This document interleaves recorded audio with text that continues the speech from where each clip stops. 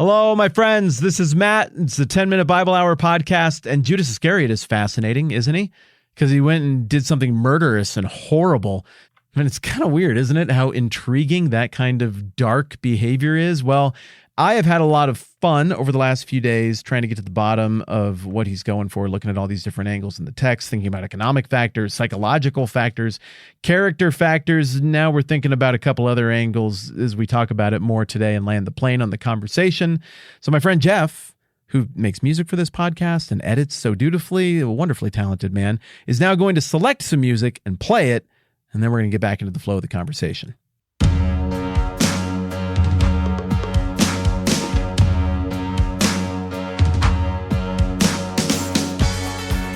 Matthew is content to let Judas be the betrayer and to fully own his decisions and everything that went into that, at least at the most overt level. We're going to talk more about how Judas is a fulfillment of some Old Testament storylines that are left flapping in the wind, but we'll get to that later on.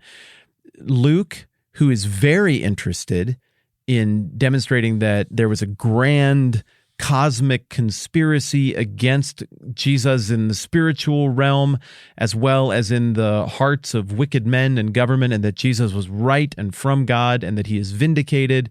Luke really wants to spell it out for us and make it very, very clear that no, it wasn't even just human evil that propagated this lie about Jesus' guilt before the government and the dishonorable death that he suffered. It was a satanic lie directed and orchestrated by Satan as well, whereas John takes a much more long-term heavenly spiritual view of everything, and it fits thematically very neatly into the way he tells his story and the editorial choices he makes to demonstrate that there is this much bigger than flesh and blood battle going on that is playing out in the events surrounding the cross. So everybody's motivations make sense for why they include the detail or omit the detail. For Matthew, who has been developing a theme of betrayal, dereliction of duty on those placed in this position of influence, and what it looks like to be a faithful servant versus a failed servant, and all that other stuff that Jesus was just talking about in the Olivet Discourse, for him, it makes a lot of sense that then we would get another example of what that looks like, even in close proximity to Jesus, and that is, of course, Judas Iscariot. But what a phrase, right? Let's step back from all of the academic stuff and understanding that many of you who are part of this conversation are coming at this from a perspective of theism. You think there is a spiritual world, and you think that there is a God, and that there's also forces of spiritual evil that are at work and do things characterized as Satan. There are others of you here who are like, I don't know, I think the story is really interesting. I think it's fascinating the way people perceived this, but you don't believe that there's any kind of spiritual reality, or maybe you don't believe that this kind of spiritual reality that's being characterized in the Bible is the right take on how all of it works. Regardless of where you're coming from, it is quite the skin-crawling moment when you get to that point that I just was reading from in Luke, and it says Satan entered him. Are you kidding me? We're not talking about a whole bunch of little devils that harass pigs anymore. We're not talking about some little low-ranking spirit that comes and makes it so it's harder for somebody to talk, or any of the things that we've seen cast out. We're not talking about some little thing that even the disciples, when they were sent out, might have occasionally been able to cast out a demon here or there. Like, that stuff's all super intimidating.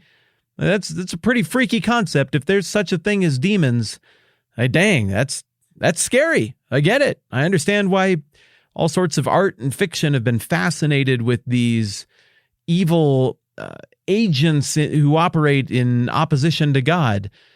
But we're not talking about that here. We're talking about Satan, Lucifer, Lord of Darkness, Master of Evil, who would not let this particular task be delegated to anyone else. You want something done right, you got to do it yourself. And so reading the accounts over in Luke and John help you better appreciate the stakes. Now, Matthew has framed the stakes differently, and the stakes are maximum in Matthew's account as well. He's just talking to a different audience, and he's getting them to this point in a different way. But what a scary route to understanding the stakes that John and Luke take us through to get there. Maximum evil power on display to carry out this maximum evil event. And as tons of people have noted, it all backfires.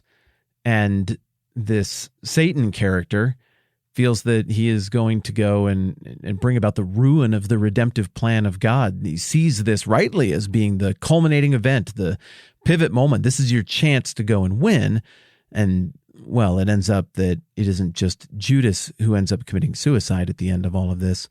This mistake in calculation, if indeed we can attribute it to a mistake, I think attributing the mistakes and missteps strategically of Satan and how he played all of this to the sovereignty and power of God makes more sense than chalking it up to the bumbling of Satan alone. But however you want to look at it, this is supposed to be his master stroke to defeat the kingdom and the king, and it ends up not just being something that results in the suicide of his host, Judas, but really effectively, this is the self-inflicted wound that seals the deal for the failure of Satan's plan to thwart the redemptive plan of God. He meant to kill Judas and kill God, but he ended up killing himself. And now I feel like I'm getting ahead of myself a little bit here and spoiling things that we're still going to get to and unpack more slowly and give due time to. But I tell you what, Matthew 26 rolls along and we get Judas on screen being Judas-like.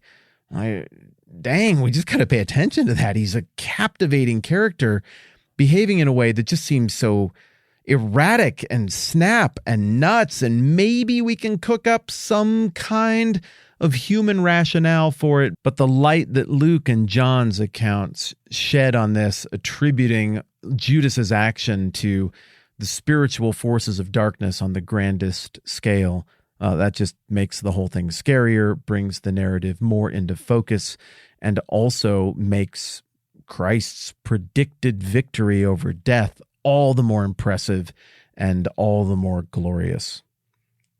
Thank you for going down the Judas Iscariot rabbit hole with me on this one, which took us into currency reform, currency weight, modern silver value, ancient real estate receipts, and a whole lot of psychoanalysis across the centuries by yours truly, who's not really trained to do any kind of quality psychoanalysis. I had fun. I hope you have as well. We'll keep moving forward on the narrative in Matthew 26 next time around. I'm Matt. This is the 10-Minute Bible Hour podcast. Let's do this again soon.